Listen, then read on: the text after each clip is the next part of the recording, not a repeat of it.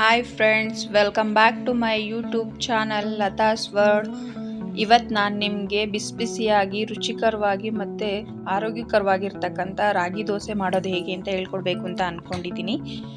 ಈ ಬೇಸಿಗೆ ಕಾಲದಲ್ಲಿ ರಾಗಿ ದೇಹಕ್ಕೆ ತುಂಬಾ ತಂಪಾಗಿರೋದ್ರಿಂದ ನಾವು ರಾಗಿ ದೋಸೆ ಮಾಡ್ಕೊಳೋದು ತುಂಬ ಒಳ್ಳೆಯದು. ಬನ್ನಿ ರಾಗಿ ದೋಸೆ ಮಾಡೋದು ಹೇಗೆ ಅಂತ ಹೇಳ್ಕೊಡ್ತಾ ಇದ್ದೀನಿ. ಮೊದಲಿಗೆ ಒಂದು ಪಾತ್ರೆನ ತಗೋಬೇಕು. ನೆಕ್ಸ್ಟ್ ಇವಾಗ ಅದಕ್ಕೆ 2 ಬಟ್ಲು ರಾಗಿ ಹಾಕೋಬೇಕು. 2 ಬಟ್ಲು ರಾಗಿ ಹಾಕೊಂಡ ನಂತರ ಅದನ್ನು ನೀರಲ್ಲಿ ಚೆನ್ನಾಗಿ ಒಂದು 4 to 5 ಟೈಮ್ಸ್ 4ರಿಂದ 5 ಸಾರಿ ನೀಟಾಗಿ ತೊಳ್ಕೊಬೇಕು. ಈ ರೀತಿ ಕೈಯಲ್ಲಿ ಕಿವುಚಿ ತೊಳಿಬೇಕು. ಯಾಕೆ ಅಂತ ಅಂದರೆ ರಾಗಿ ಮೇಲೆ ಸಿಪ್ಪೆ ಎಲ್ಲ ಇರುತ್ತೆ. ಅದಕ್ಕೆ ನಾವು ಹಳ್ಳಿ ಸೈಡಲ್ಲೆಲ್ಲ ತೌಡು ಅಂತ ಕರಿತೀವಿ, ಅದೆಲ್ಲ ಹೋಗಬೇಕು ನೀಟಾಗಿ. ಆ ರೀತಿ 4ರಿಂದ 5 ಸರಿ ನೀಟಾಗಿ ತೊಳ್ಕೊಬೇಕು. ತೊಳ್ಕೊಂಡ ನಂತರ ಅದಕ್ಕೆ 1 ಬಟ್ಲು ಅಕ್ಕಿ, ಅರ್ಧ ಬಟ್ಲು ಹೆಸರು ಕಾಳು, ನೆಕ್ಸ್ಟ್ ಅರ್ಧ ಬಟ್ಲು ಕಡಲೆಕಾಳು, 1 ಬಟ್ಲು ಉದ್ದಿನ ಬೇಳೆ, 1 ಟೀ ಸ್ಪೂನಷ್ಟು ಮೆಂತ್ಯ, ಇದನ್ನೆಲ್ಲ ಹಾಕ್ಕೊಂಡು ಮತ್ತೊಂದು ಸಲ ನೀರಲ್ಲಿ ಚೆನ್ನಾಗಿ ತೊಳ್ಕೊಬೇಕು. ಎಲ್ಲನೂ ನೀಟಾಗಿ ಚೆನ್ನಾಗಿ ತೊಳ್ಕೊಂಡ ನಂತರ ನೆಕ್ಸ್ಟ್ ಇವಾಗ 1-2 ಚಮಚನಷ್ಟು ನೀರು ಒಯ್ದು ನೆನೆಲಿಕ್ಕೆ ಇಡ್ತಾ ಇದ್ದೀನಿ. ಸ್ವಲ್ಪ ಜಾಸ್ತಿನೇ ನೀರಾಕಿ ನೆನೆಲಿಕ್ಕೆ ಇಡಿ. ನೆಕ್ಸ್ಟು ನಾನು ಒಂದು 6 to 8 ಅವರ್ಸ್ ನೆನೆಲಿಕ್ಕೆ ಬಿಟ್ಟಿದ್ದೀನಿ. ನೆಕ್ಸ್ಟ್ ಇವಾಗ ಅದು ನೆಂದ ನಂತರ ಈ ರೀತಿ ಕಾಣ್ತಾ ಇರುತ್ತೆ. ಕಾಳು ಎಲ್ಲ ಚೆನ್ನಾಗಿ ನೆಂದ್ಕೊಂಡಿದೆ. ನೆಕ್ಸ್ಟ್ ಇವಾಗ ನಾನು ಅದನ್ನು ಮಿಕ್ಸಿಗೆ ಹಾಕ್ಕೋತಾ ಇದ್ದೀನಿ, ರುಬ್ಕೋತಾ ಇದ್ದೀನಿ. ನೆಕ್ಸ್ಟ್ ಇವಾಗ ಈ ರೀತಿ ನೀರನ್ನ ಬಸ್ಕೊಂಡು ಒಂದು ಮಿಕ್ಸಿ ಜಾರ್ಗೆ ಹಾಕ್ಕೋಬೇಕು.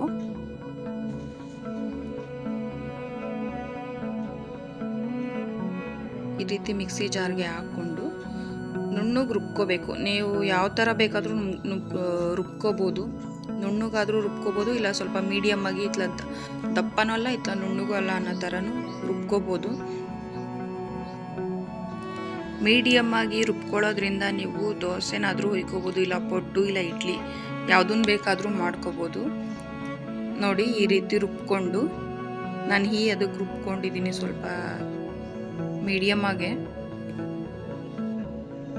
ತುಂಬ ನುಣ್ಣಗೂ ರುಬ್ಕೊಂಡಿಲ್ಲ, ತುಂಬ ದಪ್ಪಗೂ ರುಬ್ಕೊಂಡಿಲ್ಲ.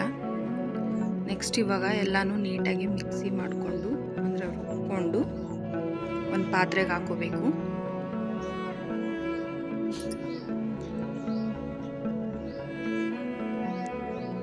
ನೋಡಿ ಈ ರೀತಿಯಾಗಿ ರುಬ್ಕೊಂಡಿದ್ದೀನಿ.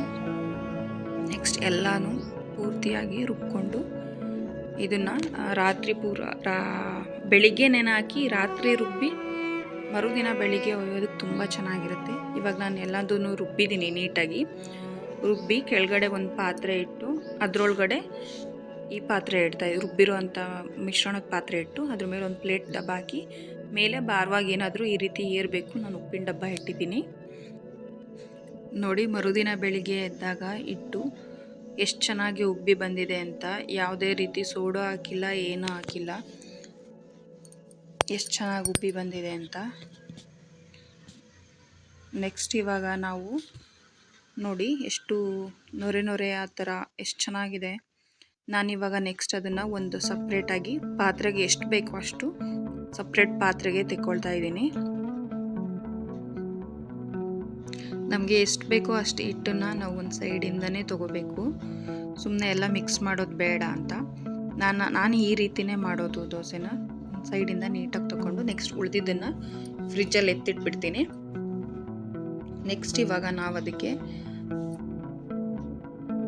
ಒಂದು ದೋಸೆ ಹಿಟ್ಟಿನ ಹದ ರೆಡಿ ಮಾಡಬೇಕು. ನೀಟಾಗೆಲ್ಲ ಮಿಕ್ಸ್ ಮಾಡಿಕೊಂಡು ಅದಕ್ಕೆ ರುಚಿಗೆ ತಕ್ಕಷ್ಟು ಉಪ್ಪು, ಸ್ವಲ್ಪ ನೀರನ್ನು ಮಿಕ್ಸ್ ಮಾಡಿಕೊಂಡು ನೀಟಾಗಿ ಮಿಕ್ಸ್ ಮಾಡ್ಕೋಬೇಕು.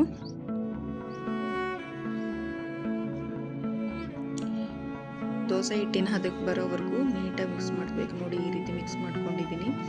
ನೆಕ್ಸ್ಟ್ ನಾವಿವಾಗ ಅದಕ್ಕೆ 1 ಟೀ ಸ್ಪೂನ್ ಅಷ್ಟು ಸಕ್ಕರೆನ ಹಾಕ್ಕೋಬೇಕು.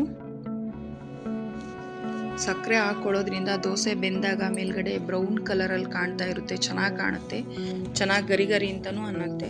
ಸೊ ಅದಕ್ಕೋಸ್ಕರ 1 ಟೀ ಸ್ಪೂನ್ ಅಷ್ಟು ಸಕ್ಕರೆ ಹಾಕ್ಕೊಂಡು ನೀಟಾಗಿ ಮಿಕ್ಸ್ ಮಾಡ್ಕೋಬೇಕು. ಅದನ್ನು ನೀಟಾಗೆಲ್ಲ ಮಿಕ್ಸ್ ಮಾಡ್ಕೊಂಡ ನಂತರ ನೆಕ್ಸ್ಟ್ ಇವಾಗ ಒಂದು ಕಡೆ ಸ್ಟವ್ನ ಹಚ್ಚಿ ತವಾನ ಬಿಸಿ ಆಗ್ಲಿಕ್ಕೆ ಇಟ್ಟಿದ್ದೀನಿ. ಬಿಸಿ ಆದ ನಂತರ ದೋಸೆನ ಒಯ್ತೀನಿ. ನೋಡಿ ಎಷ್ಟು ತೆಳ್ಳಗೆ ಬೇಕಾದರೂ ನೀವು ಒಯ್ಕೋಬೋದು.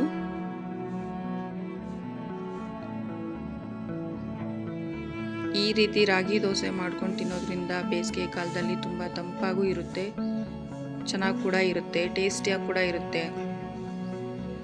ನೋಡಿ ಎಷ್ಟು ಚೆನ್ನಾಗಿ, ಸ್ವಲ್ಪನೂ ತಳ ಹಿಡಿಯಲ್ಲ, ಅಷ್ಟು ನೀಟಾಗಿ ದೋಸೆ ಬರುತ್ತೆ.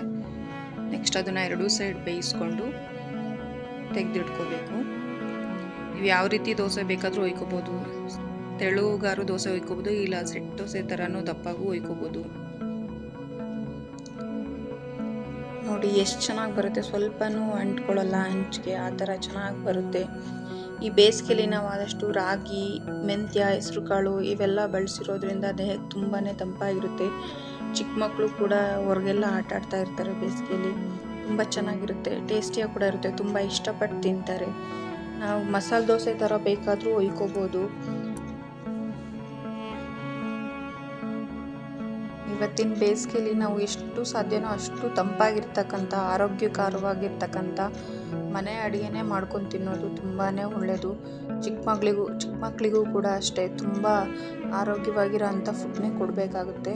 ನಾವೆಷ್ಟು ಆರೋಗ್ಯದ ಬಗ್ಗೆ ಗಮನ ಕೊಡ್ತೀವೋ ಅಷ್ಟು ಒಳ್ಳೆಯದು. ನೋಡಿ ಎಷ್ಟು ಚೆನ್ನಾಗಿ ಬರ್ತಾಯಿದೆ, ಮಸಾಲೆ ದೋಸೆ ಥರನೂ ಒಯ್ಕೋಬೋದು.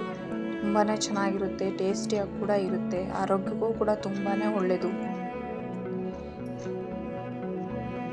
ನಾನು ಮಾಡಿರ್ತಕ್ಕಂಥ ರಾಗಿ ದೋಸೆ ರೆಸಿಪಿ ನಿಮಗೆ ಇಷ್ಟ ಆಗಿದ್ದರೆ ದಯವಿಟ್ಟು ಮನೇಲಿ ಒಂದ್ಸರಿ ಟ್ರೈ ಮಾಡಿ ಮನೇಲಿ ಮಾಡ್ಕೊಂಡು ತಿನ್ನಿ. ಫೈನಲಿ ರಾಗಿ ದೋಸೆ ಈ ರೀತಿ ರೆಡಿಯಾಗಿದೆ.